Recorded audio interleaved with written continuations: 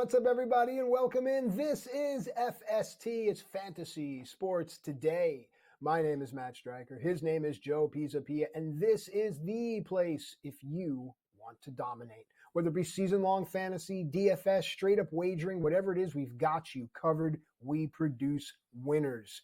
Quick little reminder. At SportsGrid, at SportsGrid TV. Those are our social media handles. Just double check that you're following along. Everything that we talk about here on this show and all the great minds on this network will live right there on your account. Isn't that nice? Speaking of nice, the author of the Fantasy Black Book, the most in-demand man in the industry, Joe Pisapia. So kind of you to join us as you do each and every week, my man. You make waking up ahead of football. You look marvelous. You make it all worth it, my friend. How are you? And then let's get right to start sit.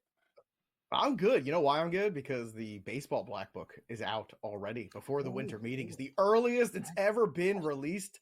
So if you want, run to Amazon, get it for yourself or someone you really love for this Christmas, for this holiday season, because the baseball black book is out there.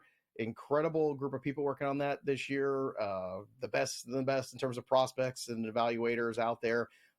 Fantastic work by everybody. And we want to get that product out early because last year fantasy baseball was such a big rebirth, and it was great to see in the marketplace. And I think this year too, it's going to be another huge year. MLB is really starting to trend up, and even the offseason, the buzz has been really good. We had Willie Adams sign with the San Francisco Giants, so one big chip falling. Juan Soto could be any minute. I was hoping we would break it here live on this show, but so far, not yet. But we do have some start set, so at least we could talk about that.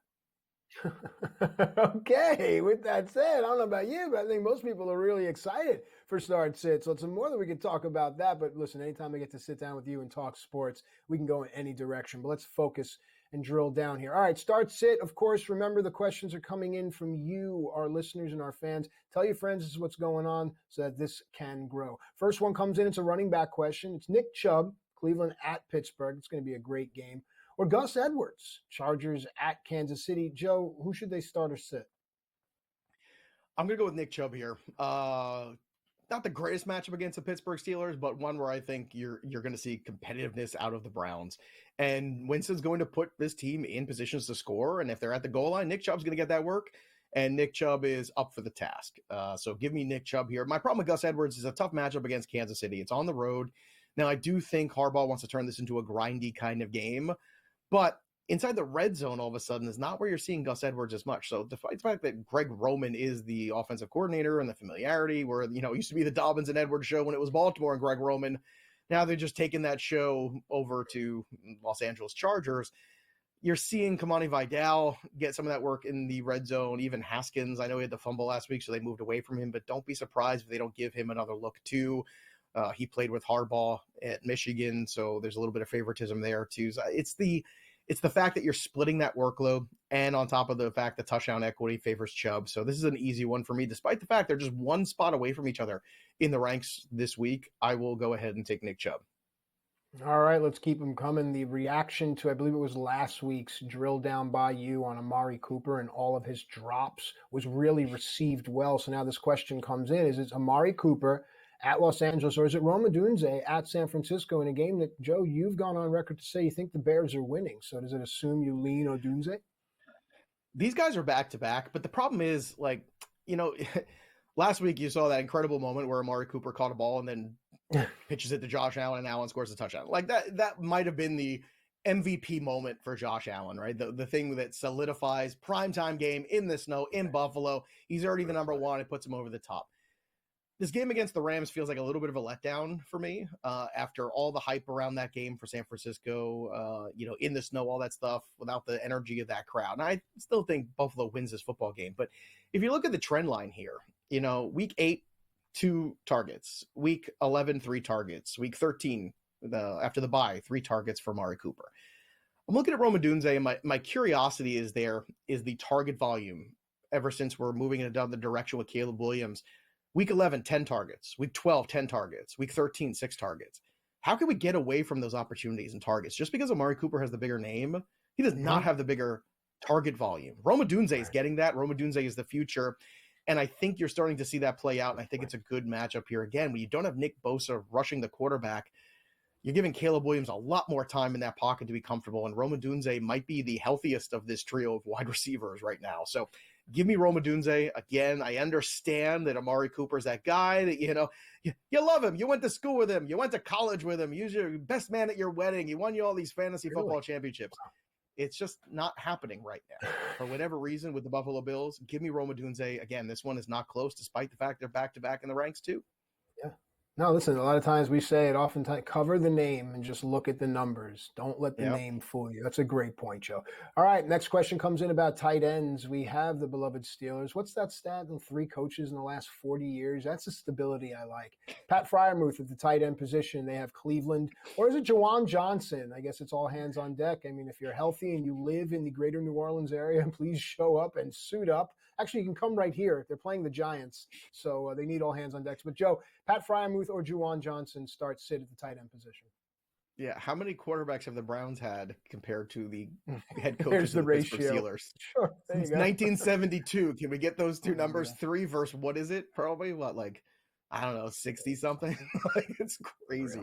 Freiermuth has been intriguing the last couple weeks. A very frustrating fantasy option up until the last 2 weeks, where all of a sudden 4 for 4 for 59, then 6 for 7 with a touchdown and 68 yards last week. Now he does have 2 touchdowns the last 4 weeks. That's a positive trend here. Juwan Johnson is streamable this week if you're missing out on a tight end because of the buys or injuries. But I'm still going to favor Freiermuth. I like the total. I like Russell Wilson more. Derek Carr on the road in the elements with a lot less to work with.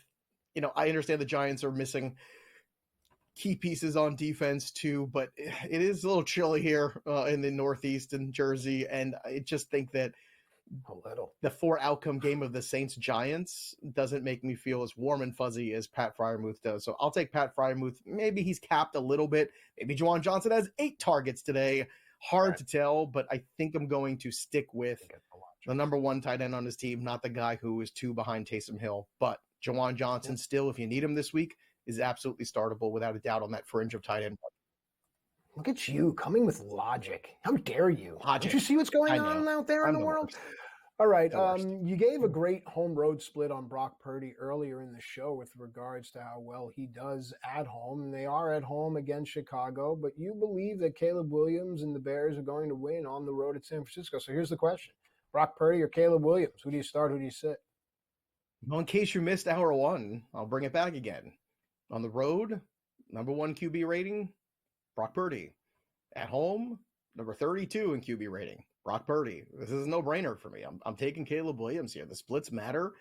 No Christian McCaffrey, no Jordan Mason matters. We're down to the 3rd-string running back. And, he can be productive and might even have a good day. But at the end of the day, I want Caleb Williams, especially with that pass rush not being what it normally is. I think that Bears team, that game against the Lions where they knew they had it in their hands, I think that tells you a lot. Like, hey, we're not just competing. We could have beaten the best team in the NFC, maybe even arguably the best team in the NFL.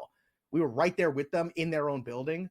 I think if you could take anything out of a loss, that was a loss you could take something out of. All right. Our producer, Cool Hand Luke, a man of the people, says we have time for one more. So here we go. Right. Adam Thielen at Philadelphia or Parker Washington for Jacksonville at Tennessee. I mean, geez, I'm leaning Thielen, but Joe, what says you?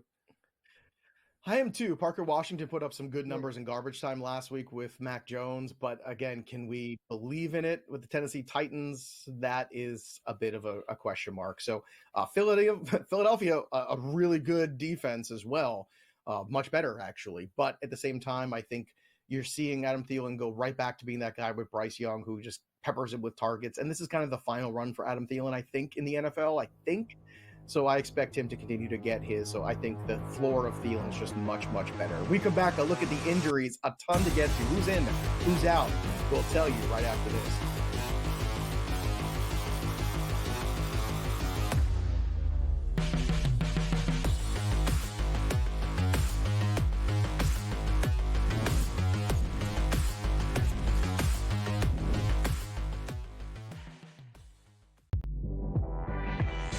She was recruited to Oregon partially by, guess who? Mark Campbell and Xavi Lopez. They know what they're doing. And I'm going to say this right now, folks. I'm going to say this right now.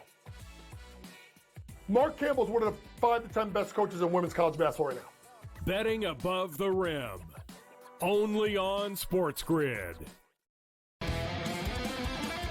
We got the NBA Cup going on. Not that anybody really cares per se about the NBA Cup. Now, I got to be honest with you. I actually did try to look of like, okay, like what does it mean like for the NBA Cup? Like who's playing for what here? And I lost interest and I gave up after about 30 seconds. And I was like, you know what? Whatever, dude. There's NBA games. Sports Rage tonight, only on SportsGrid. He also said that the Bears head coaching opening would be the most coveted job after the season. They'll let that guy stay. I heard today that they were very worried about screwing up Caleb Williams, so that he likes this guy Brown so much that they may let him stay as the head coach. What a disaster that'll turn into. Pharrell Coast to Coast, only on SportsGrid.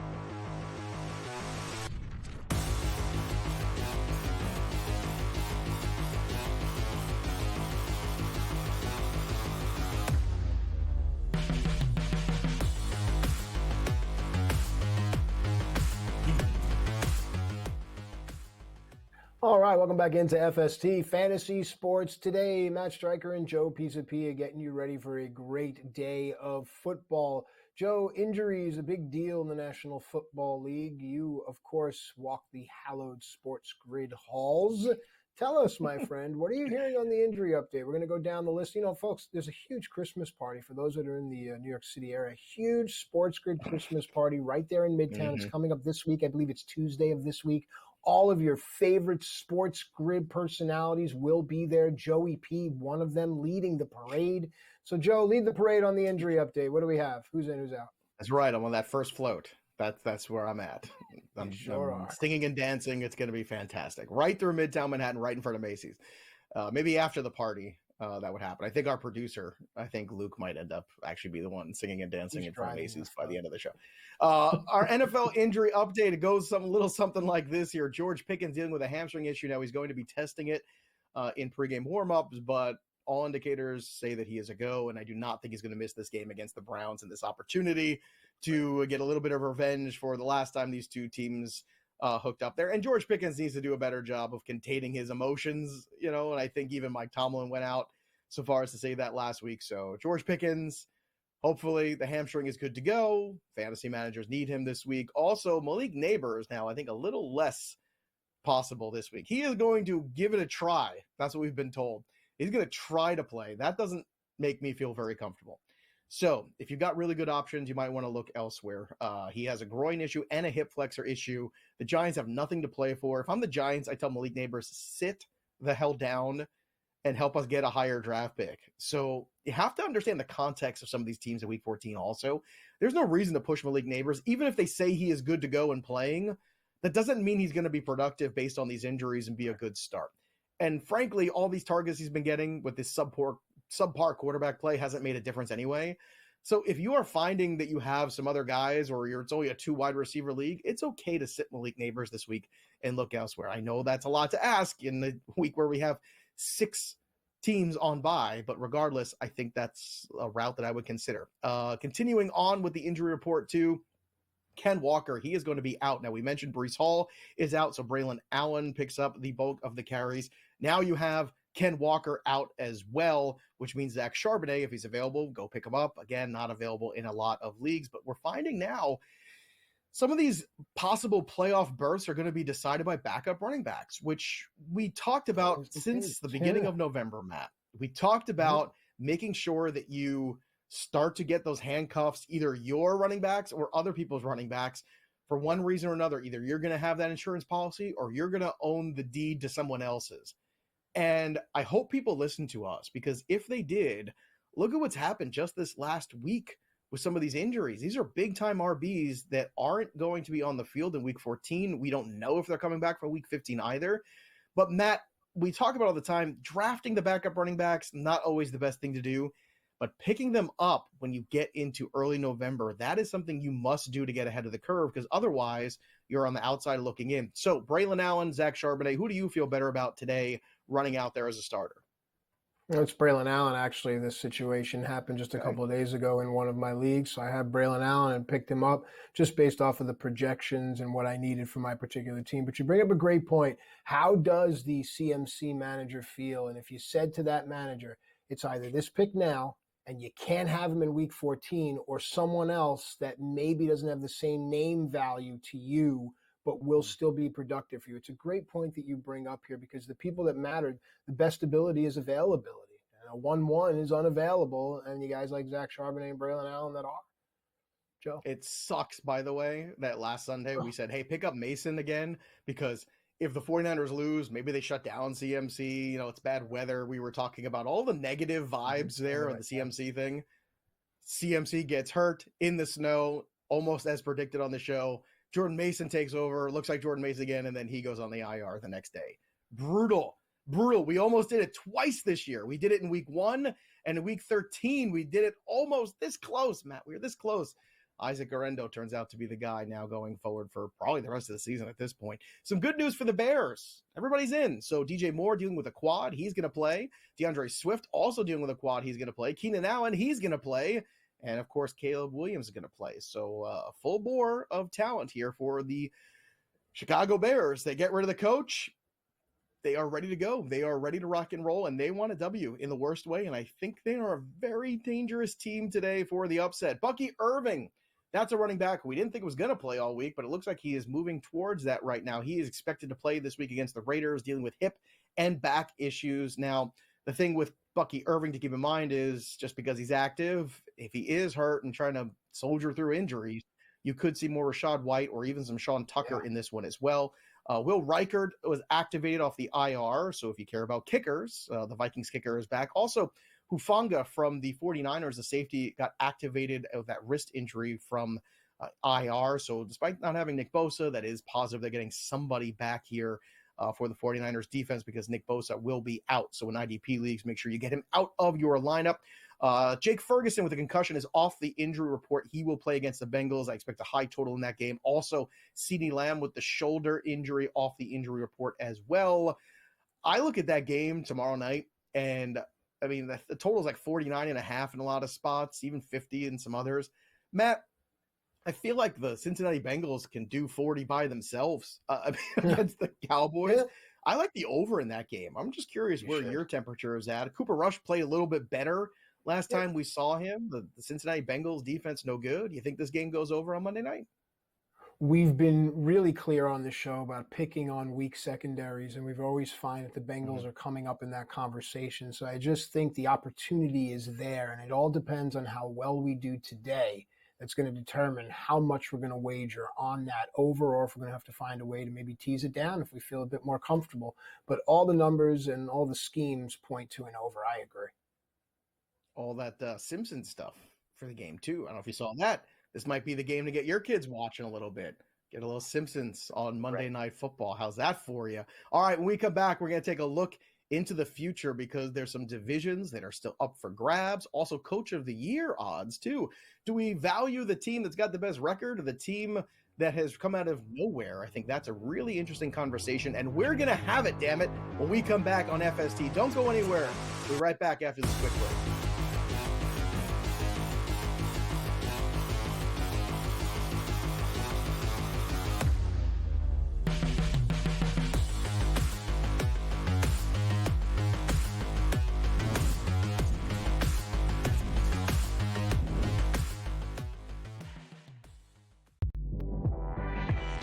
She was recruited to Oregon partially by, guess who?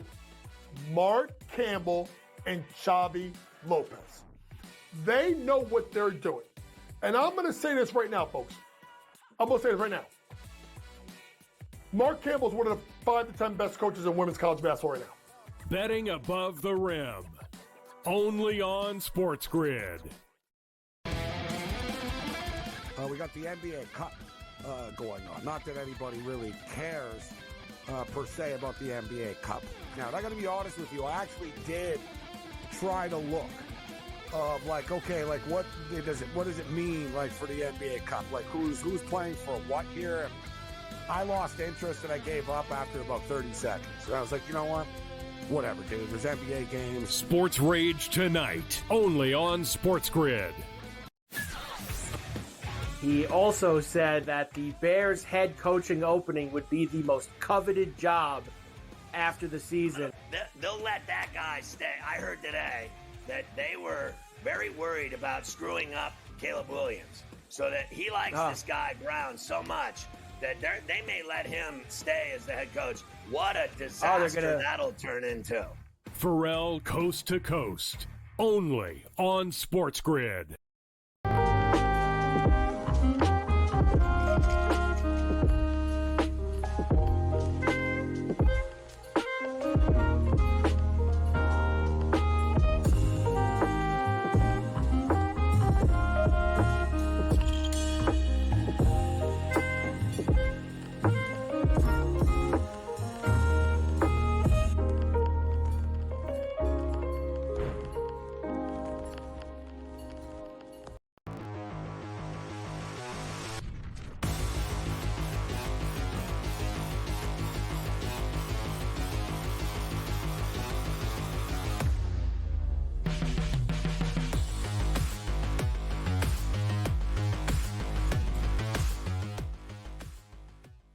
All right, welcome back into FST Fantasy Sports. Today, Matt Striker, Joe Pisapia giving you everything you need in order to dominate. And Joe, it is now time for an FST favorite. It's time for the Futures Update. Each and every week, we dive into a different futures play and we discuss how the odds move, maybe how to attack it with a cash out option. But what we have here is the NFC West winner. And this is going to be a fun one right down to the end. The Seahawks and the Cardinals, the two teams in question. Seahawks are sitting at plus 145. Cardinals are sitting at plus 180. I believe the Seahawks are a better, more complete football team. I know I'll get some blowback on our social media, at SportsGrid, at SportsGrid TV. But I want to hear from you. You're the man that wrote the book, literally. How do you feel NFC West winner? Where does it go? Well, right now, Seattle has a one-game lead, and they have the lead because they beat Arizona and beat them pretty soundly, because Kyler Murray looked terrible in that game. And I'll be honest with you, he looked terrible last week. So is Kyler Murray just the kind of quarterback right now that doesn't show up in the big spots? Like you see him running around, trying to make these weird jump passes and turning balls over. The one thing Seattle's done a really good job of these last couple of weeks is creating turnovers. And those are those things that, you know, the old New England Patriots defense used to do always. And it changes the dynamic and the mojo of a game, and it swings in your favor. And then as a defense, you just start believing that, well, it doesn't matter what's going on. We're going to continue to find ways to win. And then they do it last week again against the Jets, right? You have Leonard Williams running back 92 yards for a touchdown on a pick six. I love when the big boys run back for a touchdown. I love it. It's my favorite thing in the NFL, and you love to see it. But this week, they're capable of doing that again. Now, this time it's in Arizona, so you're going on the road. But Seattle feels like a team that's kind of just refreshed itself. New head coach. Started off pretty good at the beginning of the year against some lesser teams and teams that weren't playing very well. And then all of a sudden the schedule hit them hard and they looked like a fraud. And then something funny happened. They kept working and they bounced back. And Arizona has kind of been at the top of this division by default. You know, they beat the 49ers, but then again, now that doesn't look very impressive, right? Because the 49ers are getting beat by everybody. So right now, 7-5 Seattle, 6-6 Arizona. Let's take a look at where the rest of the schedule goes here for the Cardinals. It's a very important game for Seattle because you'll see here, I think the Cardinals have a quote-unquote easier schedule. Let's take a look. They play Seattle this week, then New England, Carolina, and then at the Rams. Then they finish with San Francisco. Seattle, a little bit tougher of a road. If you're looking ahead for the Seattle Seahawks, this is a very winnable game for them today. After this, they get Green Bay, then Minnesota at home, then on the road at Chicago at the end of December, right, beginning of January time. And then on the road, they finish up against the Rams. So the schedule is a little tougher for Seattle. Yeah. They need to build a little bit of a lead. This is the division for them. If they win this game, I think they can coast through and continue on. If they lose, the path for Seattle gets a little tougher, but they seem to have that magic. So I like Seattle at plus 145. I think they're the team that just feels like the destined one to win this division.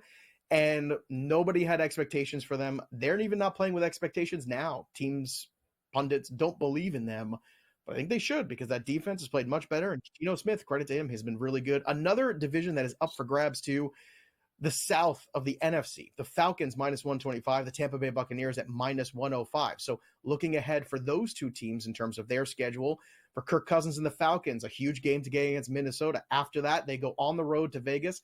Then at home, they get the Giants, away for the Commanders, and then the Carolina Panthers. On the flip side here for Baker Mayfield and company, again, winnable game for them against Las Vegas today. Then they go on the road at the Chargers, on the road at Dallas. They get Carolina and New Orleans. This is going to be fighting tooth and nail. Every game right now is like a playoff game for these two teams. So if all of a sudden now you have Baker Mayfield drop a game here to Vegas, that road becomes tougher if Kirk Cousins comes out with a win against Minnesota today. All right, let's close it out with the time that we have left for the Coach of the Year. I like Mike Tomlin, 6-1 here, but Dan Campbell's at the top at plus 145. O'Connell, Harbaugh, Peyton. Who do you like? Look, Dan Campbell has done a great job with the Lions, but this was a team that went away from the Super Bowl last year. And I mean, is he a great coach? Yes. But to me, Coach of the Year is a award, like you said, about taking a team that nobody expected was going to be in the mix and putting them in the mix. And Mike Tomlin at plus 600 has done that. Kevin O'Connell plus 320 has done a great job as well. Jim Harbaugh, a terrific job, I think, taking this Chargers team. I'll tell you what, if they somehow find a way to beat the Chiefs, that plus 750 is going to go to plus 350 in 24 hours. I'm telling you right now, because that is going to send shockwaves through the AFC, and the Chiefs are not, the juggernaut team that we've seen in the past offensively. So just keep that in mind. I also think we should keep in mind too, that ever since they made a change at OC and Matt Nagy took over, that offense has been less than thrilling. And maybe it's time for a change in offensive coordinator too. Just saying. We come back, take a look at the over-unders in fantasy. Let's bet the prop.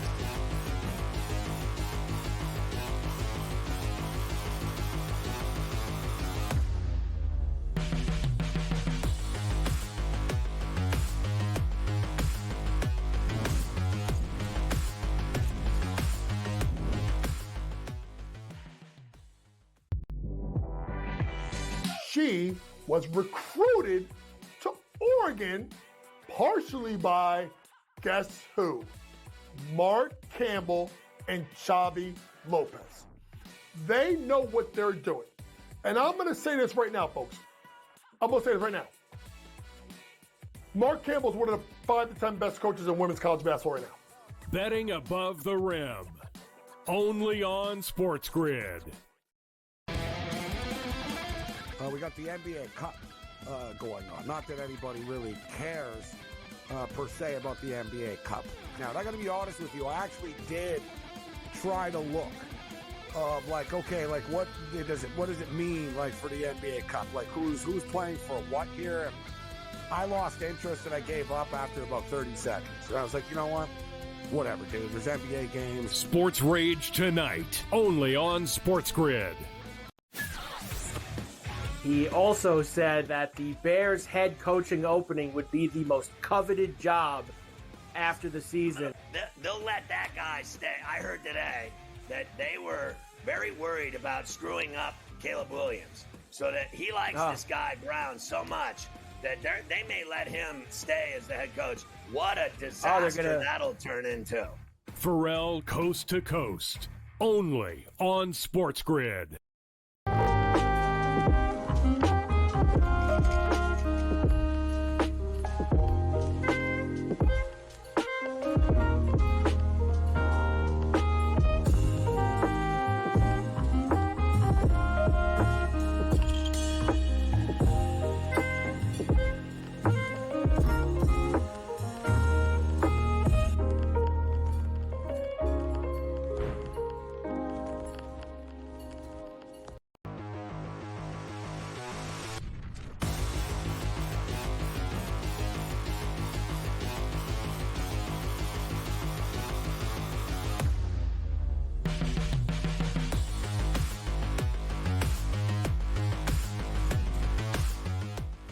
All right, welcome back into FST, Fantasy Sports Today. Matt Striker and Joe Pisapia with you here.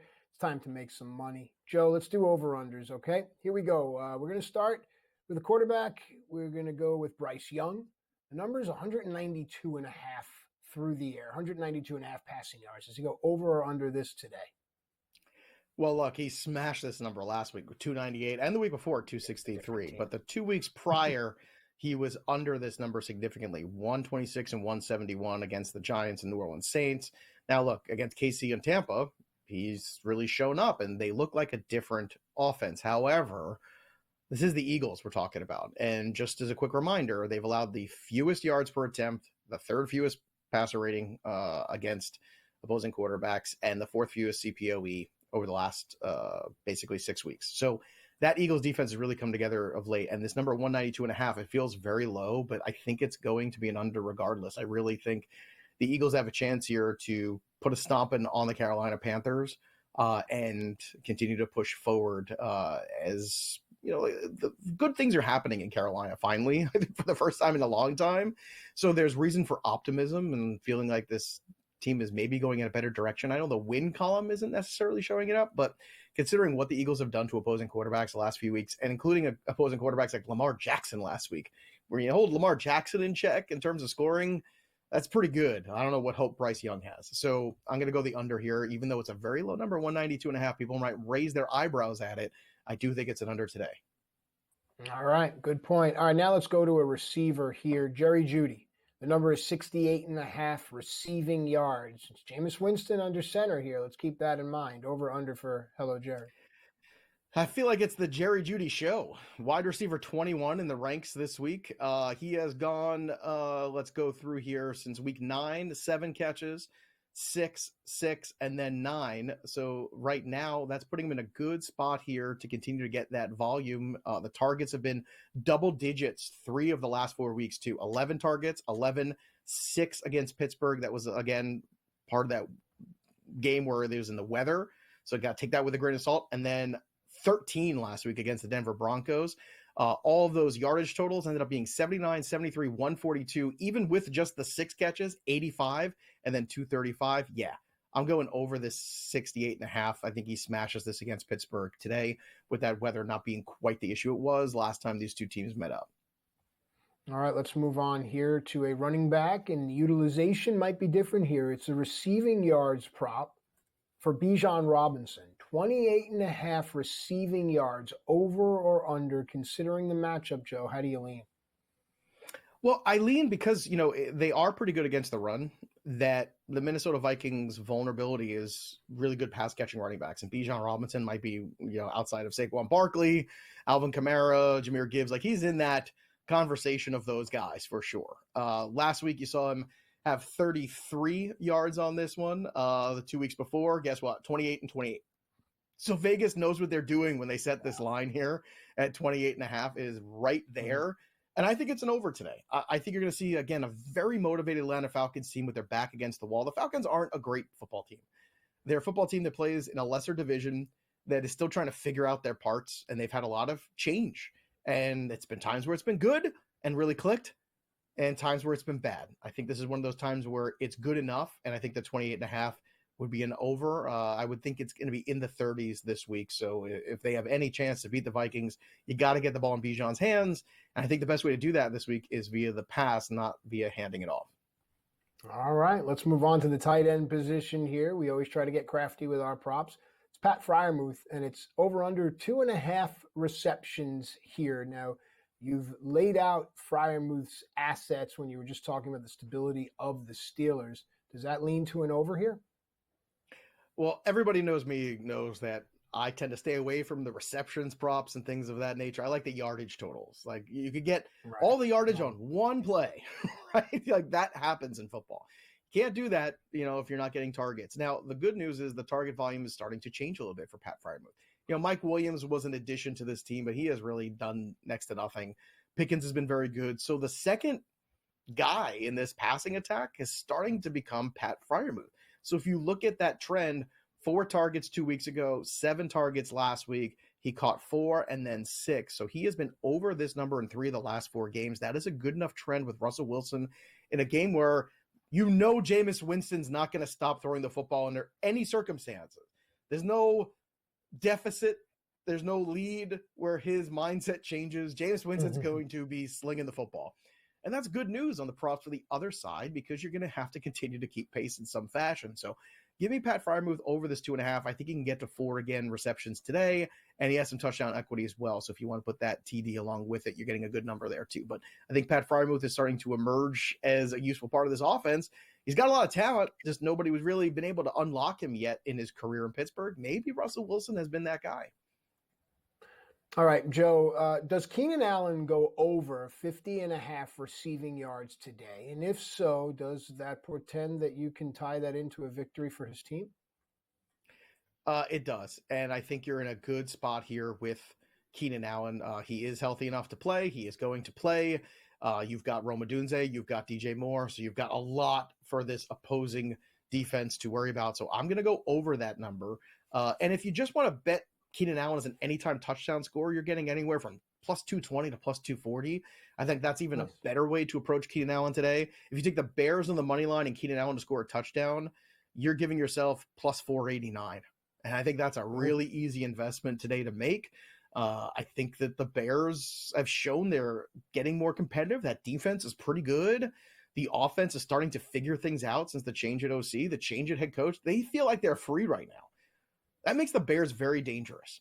And I'm just going to keep plugging away this.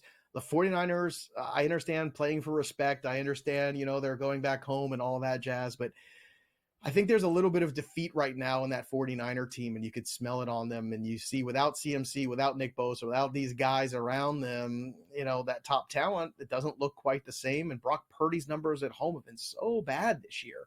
I think they're ripe for the picking. And if the one thing we've learned about Caleb Williams, when he gets into that red zone, he is looking for Keenan Allen.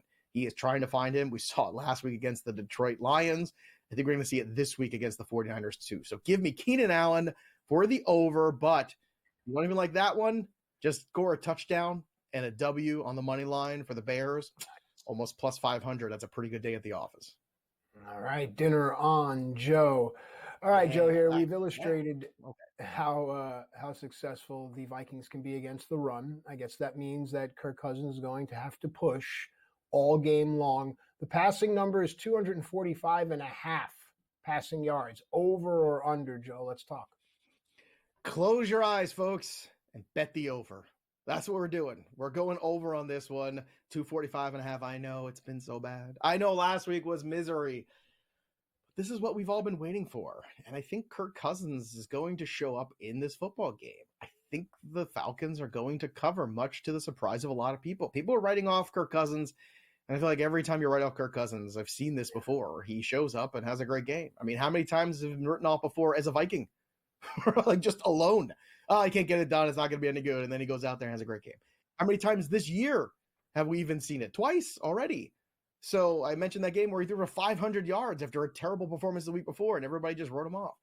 I think there's opportunity. I think there's motivation. And I think Kirk Cousins goes over this 245.5. Does he go for 300? I don't know. But I think we can definitely get into the 260s today, and that would be a very, very comfortable over. Now, for those of you who are struggling to find the right guys to get in lineups this week with so many teams on a bye apocalypse is rough for everybody.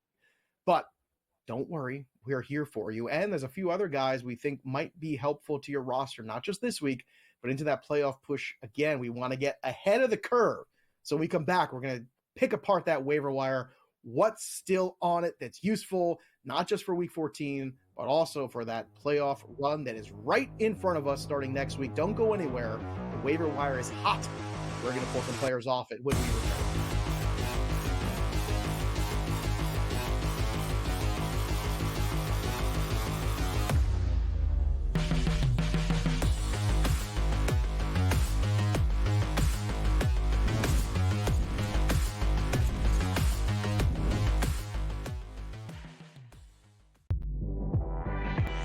She was recruited to Oregon partially by, guess who?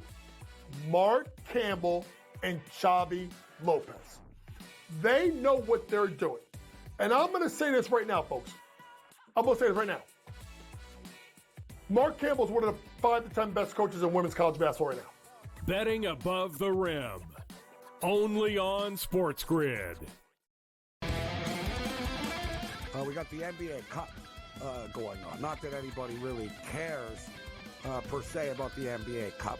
Now, I got to be honest with you. I actually did try to look of like, okay, like what does it mean like for the NBA Cup? Like who's playing for what here? And I lost interest and I gave up after about 30 seconds. And I was like, you know what? Whatever, dude. There's NBA games. Sports Rage tonight, only on SportsGrid.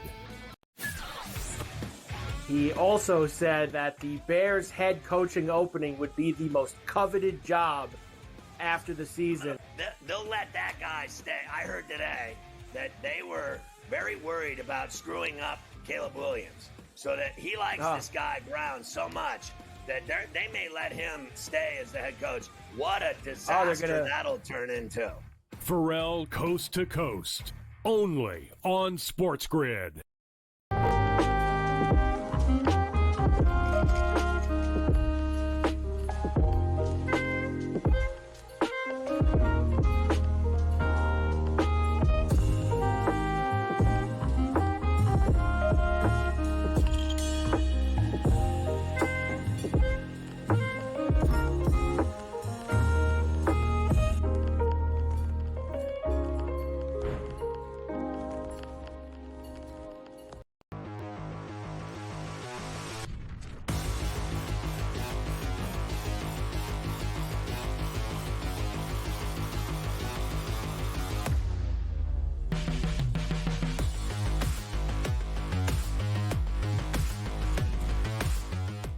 All right, welcome back into FST Fantasy Sports Today. Matt Striker and our very own resident wise man, the one and only Joe Pisapia. And I guess I can call you that. You are wise, you are learned, you are educated, you're an author, you're a father, you're a friend, you're a life experiencer.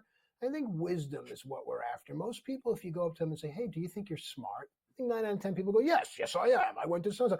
Are you wise? I'd much prefer wisdom, and that's why I love you, Joey P. Let's take that wisdom onto the waiver wire. Alliteration aside. Oh, look, the quarterback's last name is Wilson. Let's take that wisdom to the waiver wire and talk Russell Wilson. Woohoo! I'm done. Russell Wilson is available in just over half of the leagues. Joe, take it away, please. Yeah, if you're looking for a streaming QB, why not Russell Wilson? He is QB 12 this week, coming off a game where he threw for 400 yards and 3 touchdowns against the Cincinnati Bengals. Last time against Cleveland, 270 and a touchdown, despite the fact that weather was a huge factor in that game in the second half. And you could argue, outside of the game against Washington that was kind of underwhelming, he's been pretty solid. He's been a QB1 just once out of the last 3 weeks, but he was also a QB1 in that Washington game, believe it or not, because of 3 touchdowns he did throw there, but the yardage total was a little underwhelming. However, I think this particular week, in a big game in division where they did drop one to the Browns, we gave you that stat earlier that the Browns haven't won in Pittsburgh since 2003. So I think that matters to the Pittsburgh Steelers fan base. I think it matters to Mike Tomlin. I think it's going to matter to Russell Wilson. So Russell Wilson as a streamer this week, I think, is a far safer play than, say, streaming a Kirk Cousins or even a Justin Herbert, to be honest with you. With Ladd McConkey banged up, I know he's going to try to play, but still, Herbert's had some really good games in his career against the Kansas City Chiefs. But right now, no Dobbins, McConkey injured. There's a lot of variables in that one. I think I would still lean towards Russell Wilson. I think he's a little bit safer in this game. I think the motivation is real to get back and avenge that loss from 2 weeks ago. All right, I like it. Let's move now to a running back here. The San Francisco 49ers in dire need of help. Isaac Guerrero, which I believe translates to I fought. Available in just about half of the leagues here. Joe, this is the only mouth to feed, so let's talk.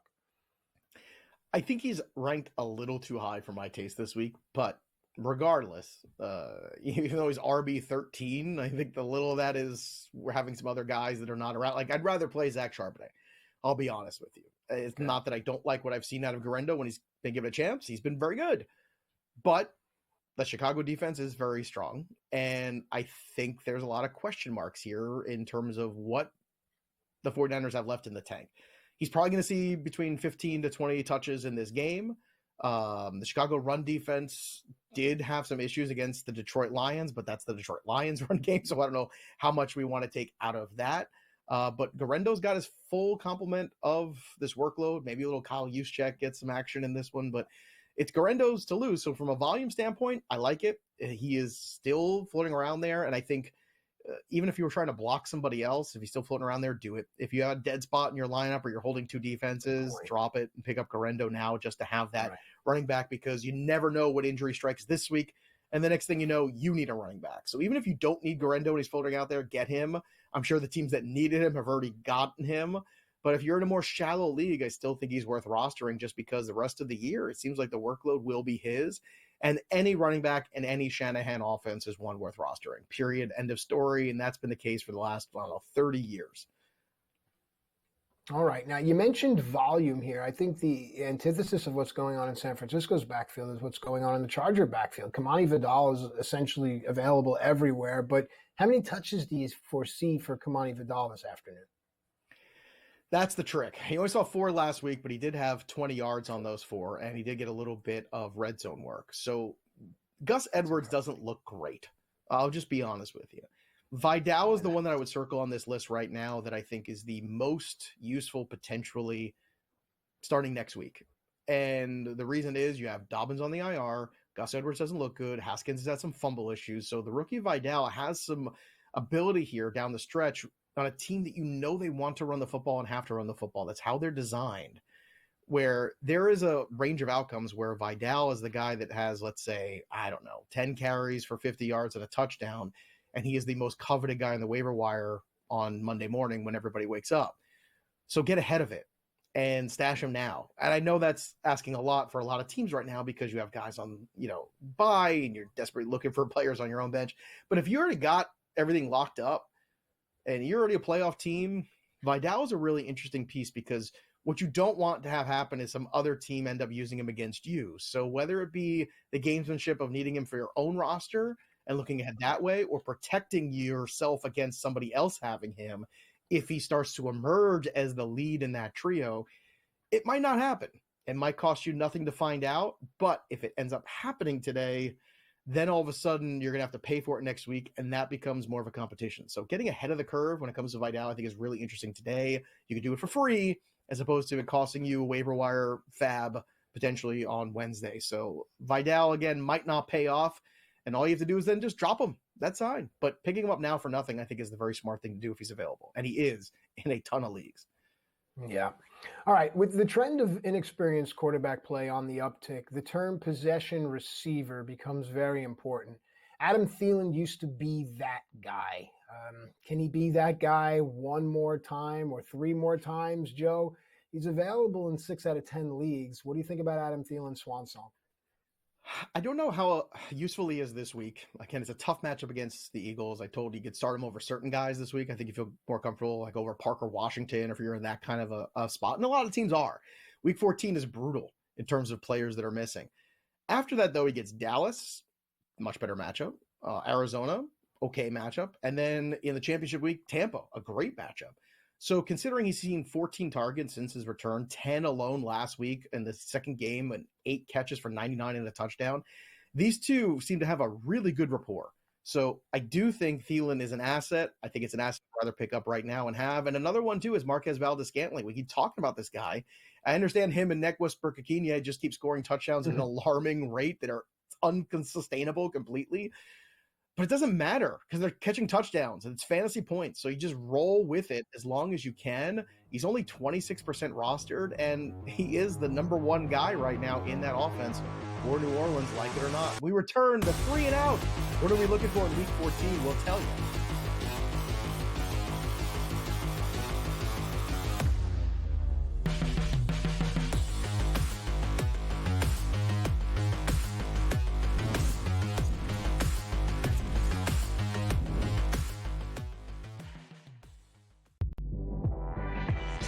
She was recruited to Oregon partially by, guess who? Mark Campbell and Xavi Lopez. They know what they're doing. And I'm going to say this right now, folks. I'm going to say this right now. Mark Campbell's one of the 5 to 10 best coaches in women's college basketball right now. Betting above the rim. Only on SportsGrid.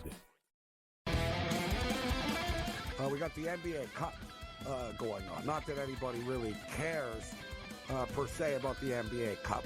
Now, I got to be honest with you. I actually did try to look of like, okay, like what does it mean like for the NBA Cup? Like who's playing for what here? And I lost interest and I gave up after about 30 seconds. And I was like, you know what? Whatever, dude. There's NBA games. Sports Rage tonight, only on SportsGrid. He also said that the Bears head coaching opening would be the most coveted job after the season. They'll let that guy stay. I heard today that they were very worried about screwing up Caleb Williams, so that he likes this guy Brown so much that they may let him stay as the head coach. What a disaster that'll turn into. Pharrell Coast to Coast, only on SportsGrid.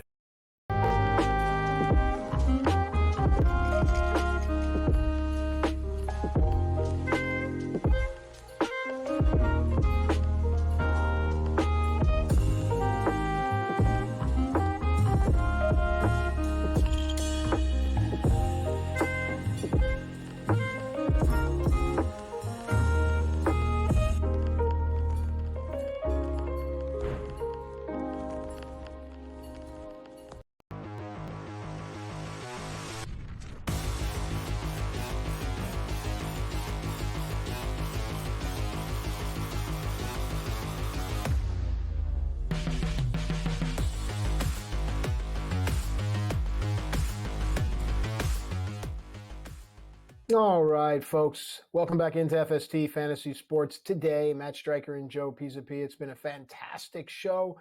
Stay tuned. Each and every program on this network is going to be giving you different, unique, entertaining insight. That's the importance. Joe, it's time now for 3 and Out. And the first thing on this list is something that you've been talking about for the entire show. And I hope people are running to their wagering apps, because if this happens, we're going to be sitting pretty. What do you like? I like the Bears. I love the Bears. I love the Bears this week. The dead coach bounce is something I always run to bet. And then on top of that, you get Brock Purdy at home, who's been awful this year. And on top of that, you get no Nick Bosa. And on top of that, you get no CMC, no Jordan Mason. We're down to the third string running back, and Garendo's fine. It's fine. But this number for the Bears, I'm not the only one who likes this, because this number started out on Monday at 6.5. And I talked about it on Betting Pros on my Look Ahead show on YouTube. Talked about that a ton. Then it went to 5.5 later that day. And now it's at 3.5. Okay. So the Bears right now, the best play is just the money line straight up. It's 3.5, which is basically neutral. It's basically neutral right now. So why not just take the Bears on the money line at plus 130 something? Because that's basically where you're getting them. Plus 135, plus 138. Like, let's go. Let's just go all in on this and stop worrying about it. Caleb Williams is starting to play better. This team, of any other team that I've seen in recent memory, really did not like their head coach. You could see it in the players. You could hear it in the quotes. It was visible on the field. It was visible off the field. This is an opportunity for them to prove that they were right. And it's one thing players like to do is show up and show everybody that they were right. Just watch Jerry Jeudy again. Watch all that tape on Monday night. So I love the Bears. I love key down for the touchdown, put it together with that Bears money line again, and you get almost 5-1 on that. So nice. 49ers at home, Brock Purdy, let's go. It's been terrible, and I think the 49ers are just done. I think they are done for the year. I thought they would have more fight in that Buffalo game, but I think the CMC injury just took the air out of that balloon, and I don't see them reinflating it this afternoon. I just don't. So that's number one. And then, of course, is the Cousins revenge game. Now, I've talked a lot about this. Can I back this up statistically with good trends? No. Can I back it up historically with Kirk Cousins being left on death's doorstep and coming back out of nowhere and becoming a thing and putting up a huge game? Yes, I can. So, Matt Striker, the last 2 hours we've spent together, where are you with the Kirk Cousins Minnesota revenge game? Do they cover? Do they win outright? Or does Kirk Cousins get replaced next week with Michael Penix? Your thoughts? It's a great question. I said earlier in the show that I think the familiarity for Cousins will breed the Cousins that we are used to seeing. I can't say that the Falcons are going to win the game, but I think that Cousins' performance, if anything, will keep the game close. Joe?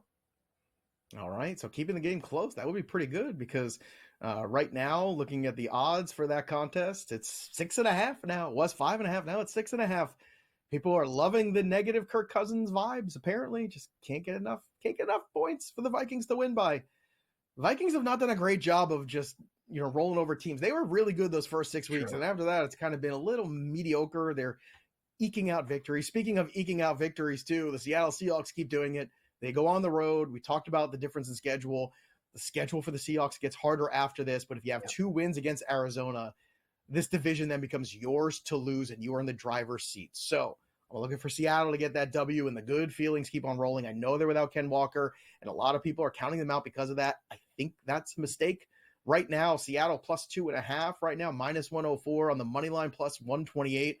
I got to say, Matt, I feel really good about Seattle, and it's because they keep getting turnovers for the last 3-4 weeks and keep finding ways to win games.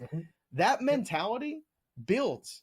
And the negative mentality of Kyler Murray not showing up in these big moments and these big spots, I think that builds too, but in the opposite way. So who wins in this big NFC West matchup?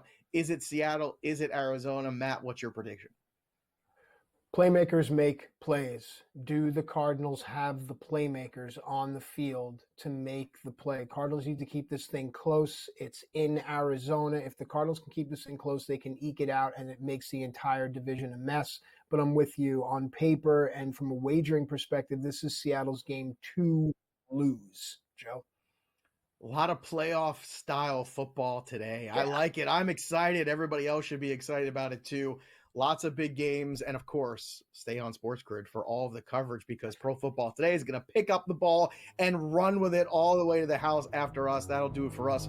But the story of the game goes on. For Matt Striker, I'm Joey P. We'll see you next time, kids. Enjoy your Sunday.